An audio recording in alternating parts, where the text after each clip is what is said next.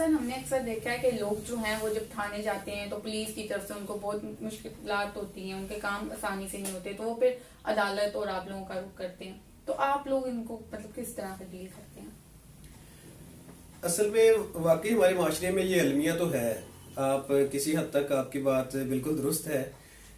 असल में जो फौजदारी केस है ना, वो दो तरीके से स्टार्ट होता है। एक तो ये है कि आप थाने जाएं, पुलिस को एप्लीकेशन दें, पुलिस आपकी एफआईआर दर्ज करे और उसके बाद इन्वेस्टिगेशन करे और हकाइक जो हैं वो असल सामने लाए और जज साहब फिर उस पर सजा सुनाए।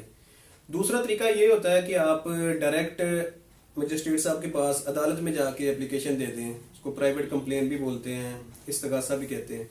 तो उसके जरिए भी ये केस जो है मुंतकी अंजाम तक पहुंचाया जा सकता है।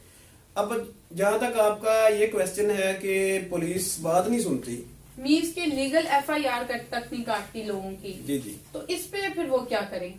अस्सलाम वालेकुम नाजरीन, 40 न्यूज के साथ मैं हूं मनाहिल दुरानी और आज मैं मौजूद हूं लाहौर हाई कोर्ट में आदिल लॉ एसोसिएट के चैम्बर में और मेरे साथ मौजूद है एडवोकेट राना वकार हुसैन साहब। अस्सलाम वालेकुम सर। जी वालेकुम अस्सलाम। कैसे हैं आप? जी ठीक ठाक, आप कैसी हैं? अल्लाह का शुक्र। सर पहले तो बहुत शुक्रिया आपने हमारे लिए टाइम निकाला। सर ये बताएं कि आप इस प्रोफेशन में आए क्यों हैं? बहुत अच्छा क्वेश्चन है आपका। बेसिकली जो वकालत है, लॉ है, ये सबके लिए होना चाहिए और सबके लिए है। Law is subject for everyone. तो कानून का इल्म हर बंदे को होना चाहिए। आपका राइट क्या है, अगर आपका राइट नहीं मिल रहा तो फिर आपके पास रेमेडी क्या है, आप उसको अपने राइट को कैसे हासिल कर सकते हैं। तो बस इसी शौक में मैंने फिर लॉ किया और इस प्रोफेशन में आया। सर आप अक्सर हमने देखा है कि लॉ के साथ और भी स्टूडेंट बहुत स्पेशलाइजेशन करते हैं और कोई और प्रोफेशन भी ज्वाइन कर लेते हैं, तो आपने भी क्या कोई प्रायोरिटी रखी या इसी एक को लेकर चल रहे थे? बेसिकली लॉ तो एक बहुत बड़ा समुंदर है। वकालत करने के बाद बहुत सारे शोबे आगे आ जाते हैं जिसमें किसी एक की तरफ बंदा निकल जाता है। तो मैंने कॉर्पोरेट सेक्टर को चूज किया है। कंपनीज का काम होता है मेरे पास ज्यादा। बाकी मार्केट है, लोग हर तरह के लोग आते हैं। सिविल केसेस भी आते हैं, फौजदारी केसेस भी आते हैं, टैक्सेशन के भी हैं, फैमिली केसेस भी हैं। तो ये मिला जुला रुझान चलता रहता है। फैमिली केसेस क्योंकि हर घर का मामला है, तो इसमें आपके पास ज्यादा कौन से केसेस आते हैं? मार धार के आते हैं, तलाक के आते हैं, किस किस्म के आते हैं? फैमिली केसेस में ज्यादातर मियाँ बीवी के झगड़े और झगड़े के बाद फिर बच्चे बहुत ज्यादा जो हैं वो सफर करते हैं। तो बच्चों के केसेस होते हैं, उनकी कस्टडी के हवाले से होते हैं, उनके खर्चे के हवाले से होते हैं और फीमेल के सामान जहेज के हवाले से होते हैं। तो इस तरह के केसेस फैमिली में आते हैं ज्यादातर। सर जिस तरह से आपने कहा कि डिवोर्स के केसेस भी आते हैं, तो इस डिवोर्स में एक बहुत बड़ा जो मुआमा है वो ये है कि बच्चे किसके पास रहेंगे? हाँ जी, बहुत अच्छा सवाल है। बेसिकली जो बाप है वो बच्चों का जो नेचुरल गार्डियन है वो बाप ही है। लेकिन जब बच्चे छोटे होते हैं, बेटा या बेटी, तो उनकी देखभाल माँ से ज्यादा कोई नहीं कर सकता। तो इसलिए माँ के पास होते हैं जब बच्चे छोटे होते हैं। जैसे बच्चे बड़े होते हैं तो बाप उनको भी ले सकता है। लेकिन अदालत इसमें देखती है कि वेलफेयर कौन इनकी अच्छी कर सकता है। बच्चों की वेलफेयर का ही क्वेश्चन होता है हर जगह पे कि बाप की इनकम अच्छी है, बाप अच्छी अर्निंग कर रहा है, तो फिर बाप उनको बच्चों को वैसे भी तो बाप ने लेने ही होते हैं। लेकिन अगर किसी जगह में किसी केसेस में ऐसे होता है कि माँ बहुत अच्छी अर्निंग कर रही होती है, बाप जो है वो कुछ भी कमा नहीं रहा होता, तो उन केसेस में बच्चे फिर माँ के पास भी रहते हैं। तो बाप का जो बेसिक फर्ज है वो ये है कि बेटे को 18 साल तक उसने खर्चा देना है और बेटी की टिल मैरिज शादी भी जो है वो बाप ने करनी है। तो इसलिए वेलफेयर का क्वेश्चन जो है सबसे पहले होता है कि बच्चों की वेलफेयर जो कौन अच्छे तरीके से कर सकता है। अच्छा सर, अक्सर हमारा जो है अदालतों में चक्कर लगता है तो हम एक विरासत के मसाइल को देख रहे होते हैं कि बेटी ने बाप पर केस किया होता है और बहन ने भाई पे किया होता है, तो क्या आपके पास भी यकीनन केसेस आते होंगे? आप इसको किस तरह से हैंडल करते हैं? ये बिल्कुल विरासत के केसेस जो हैं ये भी बहुत ज्यादा इशू है हमारे इस माशरे में। लोग ज्यादातर कोशिश करते हैं कि बच्चियों को महरूम कर देते हैं, उनका प्रॉपर्टी में जो हिस्सा बनता है वो नहीं देते। उसके लिए पसंद की नापसंद शादियां भी करते हैं ऐसी जगह पे ताकि बच्चियों को हिस्सा ना देना पड़े, ज्यादा उम्र के लोगों से कर देते हैं और बेटों को जो है वो ज्यादा हिस्सा देने की कोशिश की जाती है। तो इस तरह के केसेस काफी आते हैं। हालांकि अकॉर्डिंग टू इस्लाम अगर देखा जाए तो हिस्से तो अल्लाह ताला ने मुकर्रर किए हुए हैं सबके। तो जब एक बंदा दुनिया से रुखसत होता है तो उसकी जो जायदाद है वो उनके वर्सा में बराबर तकसीम होगी, जो कि एक शेयर जो है इस्लाम ने मुकर्रर किया हुआ है। तो इसीलिए बेटियों को जो है एक हिस्सा है, बेटों को 2 हिस्से है तो लोग एक हिस्सा भी देना पसंद नहीं करते, उसके लिए भी हीले बहाने तराशते हैं, तो इसलिए फिर ये जो मिसाइल है वो जन्म लेते हैं। सर आपने तो ये बात की कि वालिद, जैसे अगर घर का सरबराह वालिद है तो वालिद के फोत होने के बाद आपके जायदाद की, कई दफा हमने ये देखा है कि बाप अपनी जिंदगी में ये फैसला कर देता है कि मेरी सारी जायदाद जो है बेटों को जाएगी, या भाई ये कहता है कि मेरे जो ये जायदाद है बाप की वो मेरे पास रहेगी। तो इसमें आप क्या मतलब, इसमें अदालत क्या रोल प्ले करती है? इसमें यह है कि एक बंदे की प्रॉपर्टी है, वो मालिक है, वो अपनी प्रॉपर्टी जिंदगी में चाहे बेच दे, चाहे किसी को गिफ्ट कर दे, चाहे किसी को वैसे तोहफे में दे दे, तो उसको कोई रोक तो सकता नहीं। लेकिन दीनी पॉइंट ऑफ व्यू से अगर देखें, अखलाकी पॉइंट ऑफ व्यू से अगर देखें, तो किसी एक को महरूम करके दूसरों को हिस्सा देना तो ये ज्यादती है। तो किसी एक का हक जो है वो मार लेना, किसी को ज्यादा देना, ये सरसर नाइंसाफी है। चाहिए तो ये कि अगर तकसीम करनी है तो बराबर की जाए, अकॉर्डिंग टू लॉ ही की जाए। लेकिन जब ये लोग नहीं करते तो फिर अल्टीमेटली लोगों के राइट जब नहीं मिलते तो वो फिर अदालत में आते हैं राइट लेने के लिए। तो इसलिए फिर बच्चियां काफी हद तक तो बेचारी आती नहीं है, वो चुप करके बैठ जाती हैं कि ठीक है जी हमने बड़ों ने कर दिया, अब क्या करें हम।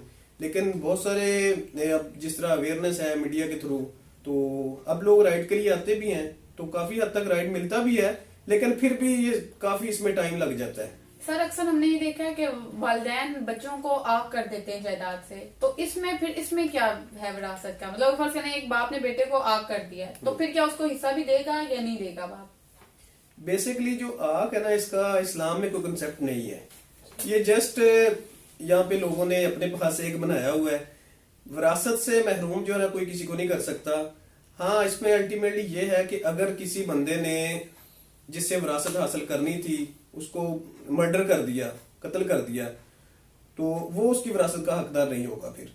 अदरवाइज कोई किसी को आग नहीं कर सकता। जो भी जब एक बंदे की दुनिया से बंदे का इंतकाल होगा तो उसके बाद उसका जो जायदाद है वो भी मुंतकिल हो जाएगी। उसका एक पूरा प्रोसीजर है, मैकेनिज्म है कि सबसे पहले तो ये है कि उसका देखा जाएगा कि उसने को किसी का कर्जा तो नहीं देना था। अगर उसके जुम्मे कोई मरने वाले के कर्जा था तो वो उसकी जायदाद में से वो निकाला जाएगा।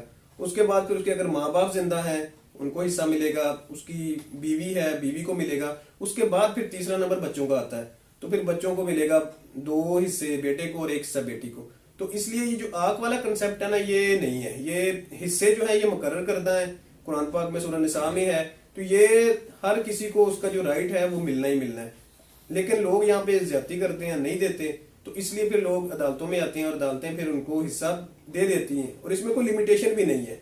हमारे केसेस में होता ही है ना कि टाइम लिमिट होता है कि इतने टाइम के अंदर आप आ जाए, अगर टाइम में नहीं आते तो वो अदालतें वो केस नहीं सुनती। तो ये जो विरासत का मामला है इसमें लिमिटेशन भी अप्लाई नहीं होती। अगर किसी ने फ्रॉड कर लिया किसी के साथ, अक्सर लोग पूछते हैं, अगर किसी ने फ्रॉड कर लिया, धोखे से जमीन ट्रांसफर करवा ली, घर ट्रांसफर करवा लिया, उनको 2-4 साल 10 साल बाद 20 साल बाद पता चला, तो वो फिर भी आगे अदालत में केस करके वो औरतें अपना राइट ले सकती हैं। सर अक्सर हमने देखा है कि पुलिस और लॉयर का आपस में बहुत इंटरेक्शन रहती है, तो आपको क्या लगता है कौन सा डिपार्टमेंट जो है ज्यादा पावरफुल है? पावरफुल तो इस हवाले से बात मुनासिब नहीं है। इसमें यह है कि पुलिस का एक अपना रोल है, वकला का एक अपना रोल है, लेकिन ये कि चलते ये मिलके ही है।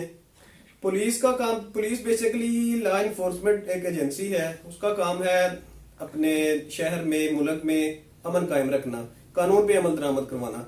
अगर किसी जगह पे कानून की वायलेशन होती है तो पुलिस का काम है उसको अकॉर्डिंग टू लॉ ट्रीट करना, उसके बाद एविडेंस कलेक्ट करना और अदालत में पेश करना।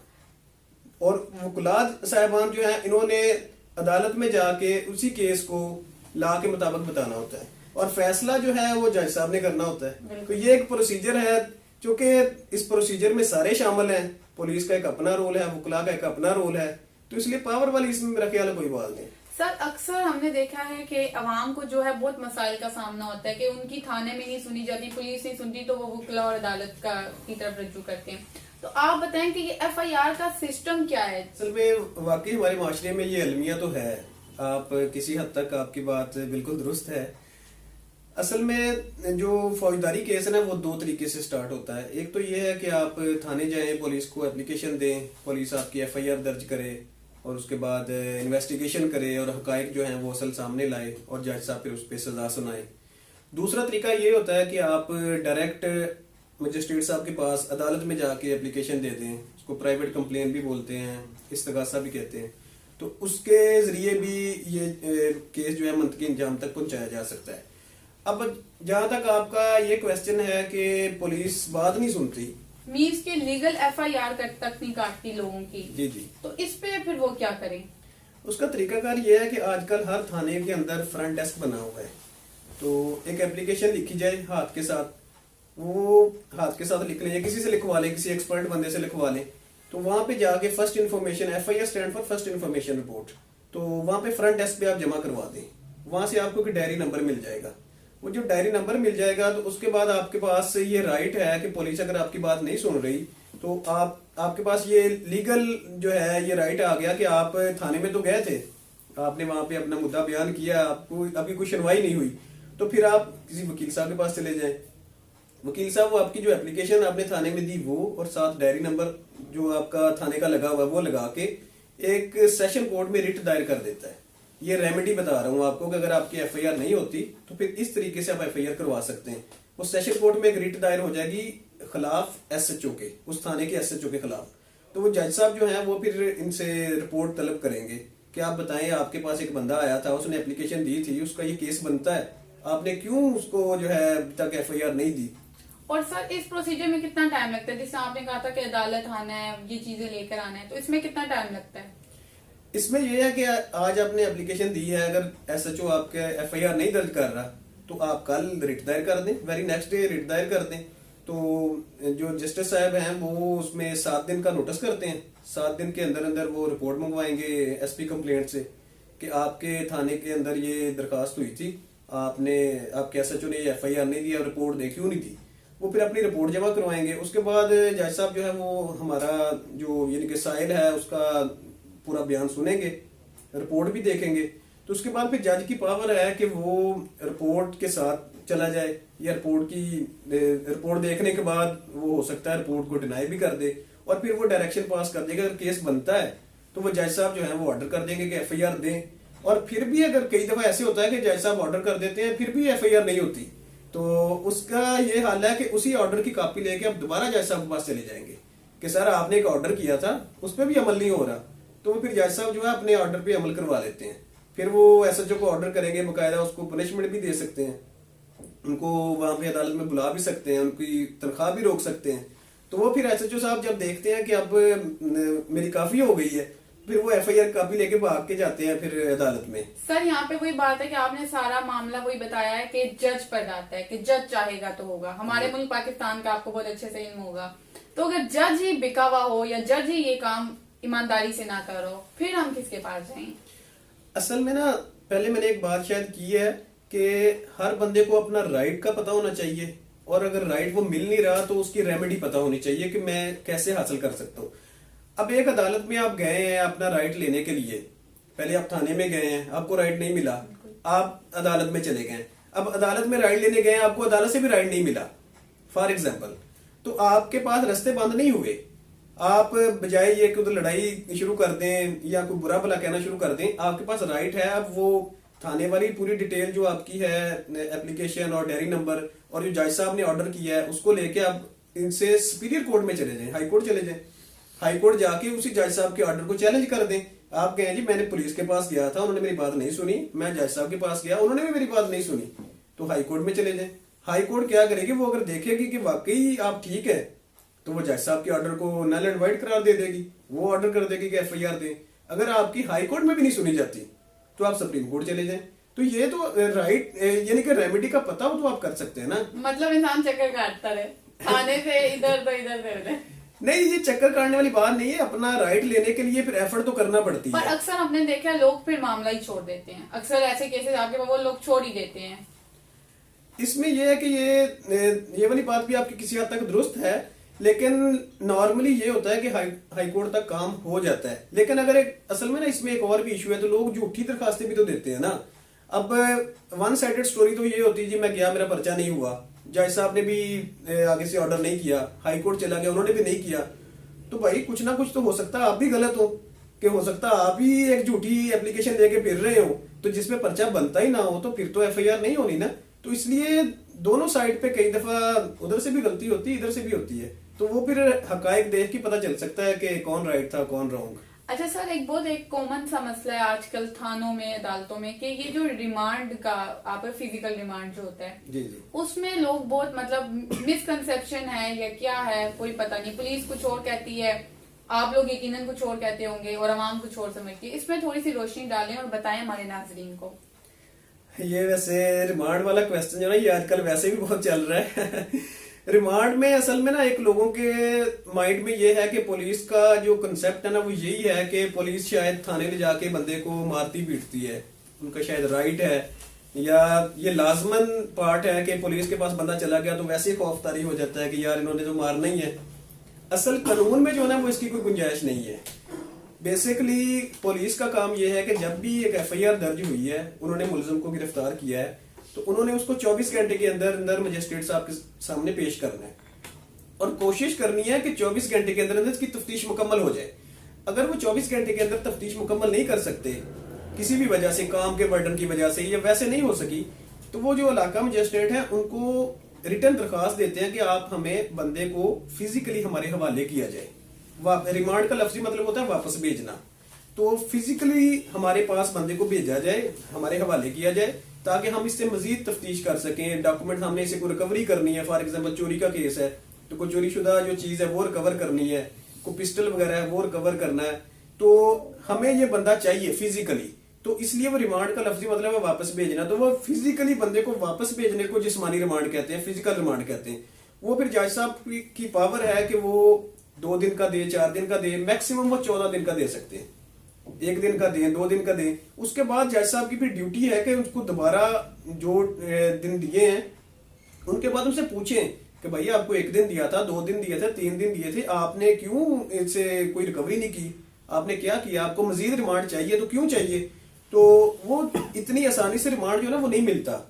तो इसमें ये कंसेप्ट जो है मारपीट वाला, ये इंतहाई गलत है। ना तो पुलिस मार सकती है इसकी, बल्कि मैं आपको रेमेडी बताता हूँ कि जब भी कोई मुलजम गिरफ्तार होता है तो वो मजिस्ट्रेट साहब को एप्लीकेशन देते, जब पेश हो उनके वकील साहब वो एप्लीकेशन देते हैं कि भाई मेरा मेडिकल करवा लें, उनका मेडिकल हो जाएगा, मेडिकल ऑन रिकॉर्ड आ जाएगा। अब वो बंदा रिमांड पे चला गया 1 दिन के लिए, 2 दिन के लिए, अगर पुलिस उसके ऊपर तशद्दुद करती है तो वो जिस दिन दोबारा मजिस्ट्रेट साहब के सामने पेश होगा वो उनको बताएं कि भाई मेरा देखिए पहले मेडिकल मेरा हुआ था, आप मेरा दोबारा मेडिकल करवाएं, इन्होंने तो मुझे मारा है, पीटा है 2 दिन के अंदर। तो दोबारा मेडिकल अगर उसका पहले वाले से डिफरेंट आता है, पहले वाले में तो था वो सेहतमंद है, दूसरे में आता है ये इसको मारा गया है और तशद्दुद साबित हुआ है, तो इस पे तो पुलिस वाला नौकरी से जा सकता है। सर अगर मुलजिम गिरफ्तार होता है तो वो अपनी जमानत किस टाइम अप्लाई कर सकता है? जब मुलजिम गिरफ्तार होता है तो पहले तो पुलिस वाले उसका रिमांड तलब करते हैं, जो मैंने पहले बताया। तो अगर तो उसकी तफ्तीश मुकम्मल हो जाए और जज साहब उसको दोबारा रिमांड पे ना भेजें, फिजिकल रिमांड पे, जिस्मानी रिमांड पे पुलिस के हवाले ना करें, उनको जुडिशियल कर दें। जुडिशियल मीन उसको जेल में भेज दें, क्योंकि कस्टडी 2 तरह की होती है ना, एक जिस्मानी कस्टडी पुलिस के पास होती है, फिजिकल रिमांड बोलते हैं। अगर तफ्तीश मुकम्मल हो जाए तो उसको जुडिशियल कस्टडी में जज साहब अपनी कस्टडी में ले लेते हैं, उसको जेल भेज दिया जाता है। तो जब एक मुलजम जुडिशियल हो जाता है तो फिर उसका जो राइट बन जाता है कि वो जमानत अप्लाई कर सकता है, तो फिर वो अपनी जमानत अप्लाई करे और उसके बाद जज साहब नोटिस करेंगे उसको, मदई पार्टी को, कंप्लेनेंट को और स्टेट को, उसमें 1-2 दिन का नोटिस हो जाएगा, तो फिर उसमें बेल जो है वो बंदा ले सकता है। सर जैसे कि आपने ये कहा है कि पेश होने के बाद जो मुलजिम है रिमांड के बाद अपना मेडिकल करवा सकता है, अगर मेडिकल के आने की रिपोर्ट तक भी जज साहब उसको पुलिस के हवाले कर देते हैं तो फिर वो क्या करे? नहीं, उसमें ऐसे है ना कि ये कोई इतना छोटा सा वो काम तो है नहीं। अब एक मुलजम ने अपने मेडिकल की एप्लीकेशन दी तो जज साहब ने ओके कर दिया, वो मेडिकल उसका आ गया, मेडिकल सामने है कि ठीक है पॉजिटिव नहीं है, उसको यानी कि मारा पीटा नहीं गया, जिस्म उसका ठीक है। तो उसके बाद अगर दोबारा रिमांड पे चला गया और उसके जिस्म के ऊपर कोई निशानात तशद्दुद के मिले जिसमें दोबारा मेडिकल करवाने की जरूरत पड़ी या दोबारा एलिगेशन लगा कि पुलिस ने मुझे मारा है, तो अगर दोनों में कंट्राडिक्शन हुई तो फिर वो पुलिस वाले को तो सजा हो सकती है ना। इस पे पुलिस वाले ने उसके साथ जो इलीगल काम किया है उसके अगेंस्ट पुलिस वाले के खिलाफ एफआईआर हो सकती है। तो इसलिए जब आप मजिस्ट्रेट साहब के सामने जाके पहले अपना मेडिकल करवा लेते हैं, जब आप सेहतमंद होते हैं, तो तकरीबन 90-95% लोग फिर उससे अवॉइड करते हैं, पुलिस वाले भी, कि यार इसने तो पहले मेडिकल करवा लिया है तो हम फंस ना जाए। तो इसलिए जिस बंदे को, वो पहले वाली बात मेरी कि अगर अवेयरनेस है आपको कि आपका राइट क्या है और अगर राइट मिल नहीं रहा तो उसकी रेमेडी क्या है, तो देन आप जो है आप आसानी से ये इन चीजों से बच सकते हैं। सर ड्यूरिंग रिमांड मुलजिम के घर वाले उसे मिल सकते हैं या नहीं मिल सकते? इसमें यह है कि मजिस्ट्रेट साहब को एक एप्लीकेशन दे के तो उससे मिला जा सकता है। इतनी कौन सी ये रॉकेट साइंस है कि मजिस्ट्रेट साहब को एप्लीकेशन दें? ये एक प्रोसीजर है ना। अब ये तो नहीं है ना कि एक बंदा थाने में बंद है तो उसको जनाब मेरी हजारों लोग ही पहुंचे हुए हैं, मैंने भी मिलना है, मैंने भी मिलना है। तो ऐसे तो नहीं हो सकता ना, एक कानून कायदे के मुताबिक ही है ना, क्योंकि केस की नेचर डिफरेंट हो सकती है। क्योंकि कोई नॉर्मल केसेस भी होते हैं, कोई बहुत ज्यादा आप कह लें कि जिस तरह मर्डर केसेस हैं या कोई इस तरह के केसेस हैं कि कोई और बंदा जाके मुखालफ उसको वहां पे एज ए रिश्तेदार बन के जाके उसको मार भी तो सकता है, तो वो फिर पुलिस के सर पड़ेगा। तो पुलिस होती है ना थाने में, ये कैसे हो सकता है पुलिस के होते हुए कोई कुछ करे? नहीं, पुलिस तो वाकई वहां पे होती है, तो इसलिए एक कानून कायदा बनाया गया ना कि जब बंदा एक जाता है तो उसकी बकायदा एंट्री हो, पता चले कि थाने में कौन आया था कौन गया है, उसके बकायदा रजिस्टर्ड होते हैं, वहां पे लिखा जाता है। तो इसलिए एक प्रोसीजर है कि एक मजिस्ट्रेट साहब को एप्लीकेशन दी जाए कि हम उसको मिलना चाहते हैं उनसे, तो वहां पे जाके मिल लें। बाकी जब बंदे को अदालत में पेश किया जाता है तो वहां पे भी उस वक्त मौका मिल ही जाता है मिलने का, ऐसा कोई इशू तो नहीं है। मतलब पुलिस नहीं मिलने देती ना, तो इसमें आप क्या कहेंगे?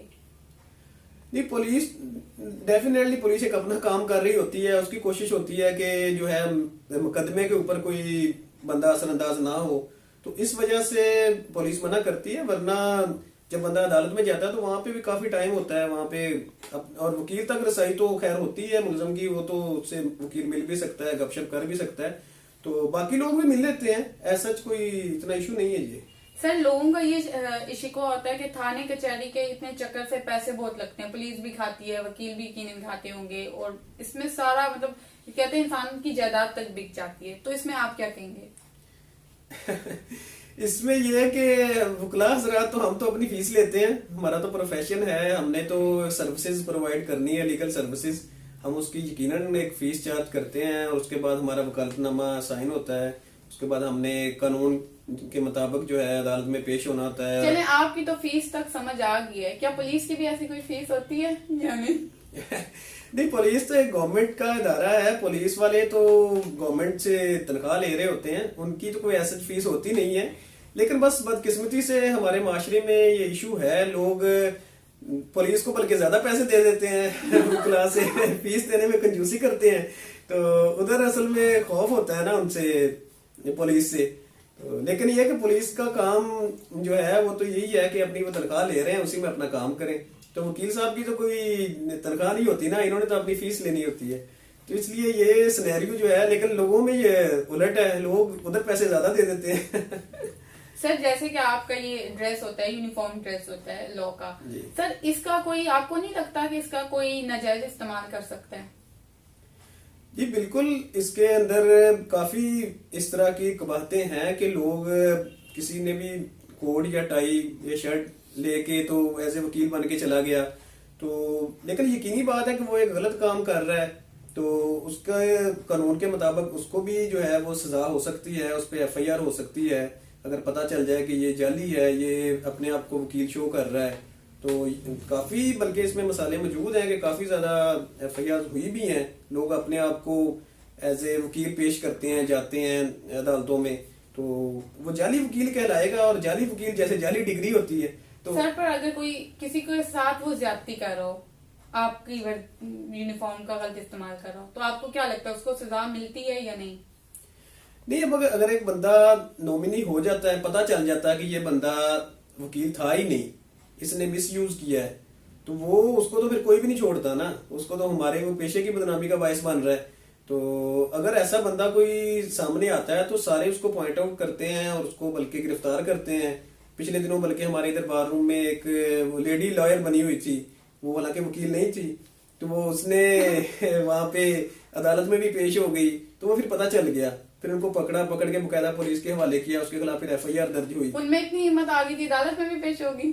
जी, जो अपना काला कोट पहन के आ गया जाली वकील बन के, तो वो फिर डेफिनेटली उसने पेश तो होना ही था, कोई ना कोई, पता नहीं उसने कितने लोगों को जो है वो लूटा भी होगा फीसें लेके भी एज ए वकील के नाम पे।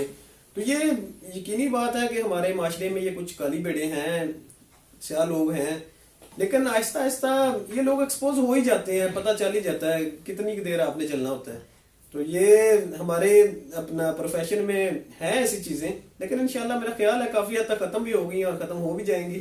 सर, जिस तरह से आपका प्रोफेशन है लॉ, नीज के कानून नाफिज करना, कानून पर अमल दरामद करना, कई दफा हमने वकीलों को भी बहुत ज्यादा बदमाशी करते देखा है, प्रोटेस्ट करके देखा है, यहाँ तक कि जजों को मारते देखा है। इस मतलब आप क्या कहेंगे?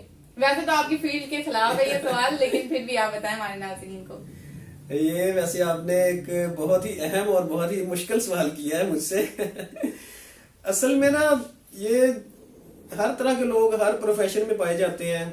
आप सही कह रही हैं, हमने देखा है हमारे माशरे में ये चलता है ये। लेकिन मैं इस चीज को जो है ना सख्ती से इसकी तरदीद करता हूँ, ऐसे नहीं होना चाहिए। तो प्रोटेस्ट करना अपने राइट के लिए, ये तो खैर हमारा आइन भी इजाजत देता है। प्रोटेस्ट करना जो है ये कोई गलत बात नहीं है। बाकी जहां तक आपने क्वेश्चन किया कि जजेस हजरात से बदतमीजी, क्योंकि वो जजेस भी हमारे ही बड़े होते हैं, हम वो क्लास ही जज बनते हैं ना। तो बेसिकली हम मिलके चलेंगे तो काम चलना होता है। तो ये वाली जो बात है कि किसी के साथ लड़ाई झगड़ा करना, किसी भी जज साहब के साथ स्पेशली, ये कोई मुनासिब नहीं है। बाकी ये है कि ये कोई इक्का दुक्का केसेस ऐसे होते हैं, यानी कि कोई लाखों में सैकड़ों में कह लें कि कोई एक आध बंदा ऐसा होता है। तो उस वजह से भी बाकी जो अच्छे लोग हैं, कम्युनिटी है, वो असल में ना हमारे यहाँ नेगेटिव चीज को ज्यादा प्रमोट किया जाता है। तो बदकिस्मती है ये। तो वो फिर होता ही है कि एक आध बंदे के फेल से वो पूरी कम्युनिटी को जो है ना वो ब्लेम कर दिया जाता है कि ये सारे शायद ऐसे हैं। तो हालांकि कोई ऐसी बात नहीं है, इसमें हो सकता है कोई लोग हमारे जाली वकील बन के भी इस तरह की हरकतें करते हो। तो बहरहाल ये कोई अच्छी बात नहीं है। सर, वकालत में ऐसा क्या था कि आपने ये प्रोफेशन चूज किया? वकालत में सब कुछ है। लॉ जो है ये मैंने जैसे पहले आपको बताया कि law is subject for everyone. तो ये कानून जो है ये तो सबके लिए है, सबको सीखना भी चाहिए ताकि आपको पता चलता है कि आपका राइट क्या है। और जब आपको अपने राइट का पता चल जाए तो फिर मेरा ख्याल है बंदा स्ट्रांग हो जाता है। तो इसीलिए बस मैंने भी ये सोच के फिर लॉ की फील्ड को ज्वाइन किया। सर, आज अगर आप वकील ना होते तो आप क्या होते? अगर वकील ना होता तो फिर शायद मैं क्रिकेटर होता। मैं क्रिकेट का बड़ा शौकीन हूँ, शुरू से क्रिकेट बड़ी खेली है। तो अगर इस प्रोफेशन में ना होता तो शायद फिर क्रिकेट खेल रहा होता। सर, जैसे कि आप जानते होंगे कि हमारे मुल्क के जो हालात हैं कि इलेक्शन कमीशन जो है वो 90 दिनों के अंदर अंदर इलेक्शन करवाने का सोच रही है। तो आपको क्या लगता है इलेक्शन होंगे या नहीं होंगे? कानूनी तौर पे तो जो दोनों असम्बलीज डिसॉल्व हुई हैं, पंजाब असम्बली और केपीके असम्बली, तो हमारे आईने पाकिस्तान के अंदर तो ये क्लियर कट है कि जब भी कोई असम्बली खत्म हो जाएगी तो 90 दिन के अंदर अंदर जो है ना वो इलेक्शन करवाना जरूरी है। तो हमारे जो मुल्की हालात हैं, जो यहाँ पे चीजें चल रही हैं पिछले 1 साल से, तो ये तो आप कह लें कि कोई भी काम कानून के मुताबिक तो हो नहीं रहा। तो पर इस मतलब आइन क्या कहता है कि मतलब हो या ना हो? यानी आयन तो बड़ा वाजे है। आयन तो सुप्रीम लॉ ऑफ लैंड है। आयन के अंदर तो हर चीज क्लियर कट मेंशन की हुई है और आयन ने बड़ा वाजे बताया हुआ है कि रियासत पाकिस्तान कैसे चलेगी। तो आयन के अंदर तो ये बड़ा क्लियर मेंशन है कि अगर तो कोई बंदा रिजाइन करता है अपनी सीट से तो फिर इलेक्शन कमीशन जब उसको डी नोटिफाई कर देता है तो विद इन 60 डेज, 2 माह के अंदर उस सीट पे इलेक्शन करवाएगा। और जब असेंबली डिसॉल्व हो जाएगी तो फिर 90 दिन के अंदर करवाएगा। इससे ऊपर तो किसी सूरत जा ही नहीं सकता। वो तो खुदा ना खास्ता कहीं ऐसी सूरत हाल हो कि कहीं जंग लग जाए, खुदा ना खास्ता मुल्क में इमरजेंसी की कैफियत हो, तो उस सूरत हाल में वो भी फिर इमरजेंसी एक मुल्क के सरबराह जो कि सदर पाकिस्तान है उन्होंने डिक्लेयर करनी होती है। तो वो कोई इस तरह की सूरत हाल है कि जो कि नामुमकिन है, वो अल्लाह ना करे कोई इस तरह की सूरत हाल हमारे मुल्क पाकिस्तान में हो। तो उसके अलावा तो ये इनके पास कोई चारा नहीं है, 90 दिन के अंदर इलेक्शन करवाना पड़ेंगे इनको। सर, इस वक्त आपको जो है पाकिस्तानी अवाम देख रही है और उसमें कुछ स्टूडेंट्स देख रहे हैं जो कि फ्यूचर में शायद उन्होंने सोचा कि हम जो है लॉ में आए, उनको कोई मैसेज दें इस फील्ड के मुतालिक, अपने एक्सपीरियंस के मुतालिक। मैं सबको ये मैसेज देना चाहूंगा कि लॉ जो है ये एक बहुत अच्छा सब्जेक्ट है, बहुत बड़ा समुंदर है। आप इस लॉ को जो है एज ए चैलेंज करके इसको आप अडॉप्ट करें। इसमें मेहनत काफी ज्यादा करनी पड़ेगी स्टार्ट में, लेकिन घबराना नहीं है आपने। इसमें आप मेहनत करें। अब काफी ज्यादा थोड़े से इसमें टेस्ट वगैरह रख दिए हैं गवर्नमेंट ने। इसमें एडमिशन टेस्ट आ गया। पहले पहले आप एडमिशन टेस्ट देंगे, क्लियर करेंगे, उसके बाद आप एलिजिबल हैं उसमें एडमिशन लेने के लिए। उसके बाद फिर आपने जब एडमिशन ले लिया तो फिर 5 साल आप कर दिया, पहले 3 साल होता था, तो अब 5 साल है। वो 5 साल पहले आप स्टडी करेंगे। तो जब स्टडी मुकम्मल हो जाएगी तो उसके बाद एक और टेस्ट है, उसको ला गैट बोलते हैं, जनरल असेसमेंट टेस्ट। तो वो टेस्ट आप पास करेंगे तो देन आप एलिजिबल हैं उसका लाइसेंस लेने के लिए। तो ये एक मुश्किल मरहला है खैर, तो लेकिन ये कि हिम्मत नहीं हारनी, टाइम गुजर जाता है। अगर आप अच्छे तरीके से मेहनत करें और इस प्रोफेशन में आए तो थोड़ी सी मेहनत करें, आप तकरीबन 2 साल 3 साल आप मेहनत करें तो आप एक अच्छे वकील बन सकते हैं। अगर मेरे कैमरामैन दिखा सकें तो इन्होंने पीछे आपकी कुछ बुक्स पढ़ी हुई हैं और ये आपने लेफ्ट साइड में भी रखी हुई है। तो सर इस बुक से ये आपने पढ़ी है? डेफिनेटली पढ़ी हुई है, इसलिए तो हमारे पास पढ़ी है। मतलब एक एक सफा आपने पढ़ा है? जी जी बिल्कुल। इसके अंदर अब जिस तरह ये हमारी बुक है, ये क्रिमिनल मेजर एक्ट है, ये फौजदारी जितने पूरा प्रोसीजर इसमें दिया गया है कि फौजदारी केस जो है वो कैसे चलेगा, कैसे स्टार्ट होगा, एंड तक क्या उसका प्रोसीजर अडॉप्ट होगा, उसके बाद ये सजाएं क्या हैं, उसके बाद इसके कानूनी शहादत है, उसके बाद सिविल प्रोसीजर कोड है। तो ये तमाम बुक्स जो हैं, ये मैंने पहले आपको बताया ना, लॉ बहुत बड़ा समुंदर है। तो इसको हर वक्त जो है ना वो आपको वकील को सारी जिंदगी पढ़ना पड़ता है, क्योंकि जब भी केस आया हर केस के डायनामिक्स डिफरेंट होते हैं। तो केस के हवाले से फिर आपको स्टडी करना पड़ती है, केस तैयार करना पड़ता है, तो पढ़ना बहुत पड़ता है इसमें। मतलब नौकरी के होते हुए, मतलब बच्चे अक्सर ये कहते हैं कि चलो 4 साल की डिग्री होगी, आगे सुकून से नौकरी करनी है। आप लोगों को नौकरी के दौरान भी मतलब पढ़ना पड़ रहा है? जी जी बिल्कुल। ये तो ऐसी जॉब है कि इसमें आपको हर रोज मेहनत करके जाना पड़ता है। फिर तो हो सकता है बहुत से स्टूडेंट की बात सुन के सर आपके पीछे भी हट सकते हैं। नहीं, लेकिन ये इसमें स्कोप बड़ा है ना, इसमें क्वालिटी जो है वो बहुत कम है हमारे इसमें लॉ के प्रोफेशन में। तो जो बंदा मेहनत करता है वो आगे निकल जाता है। सर बहुत शुक्रिया आपके इंटरव्यू का। जी थैंक यू सो मच। जी नाज़रीन, तो जैसे कि आप लोगों ने जाना होगा हमारे तमाम मसाइल का हल। तो अगर आप भी किसी परेशानी में मुब्तला हैं, चाहे वो विरासत का हो, चाहे वो फैमिली इश्यूज हो, किसी भी इंसान को या बहन बेटी को हो, तो वो इन एडवोकेट वकार साहब से राब्ता कर सकते हैं। इनके ऑफिस का एड्रेस और टेलीफोन नंबर हमारे नीचे स्क्रीन में नीचे दिया हुआ होगा। तब तक के लिए अल्लाह हाफिज। देखते रहिए 40 न्यूज।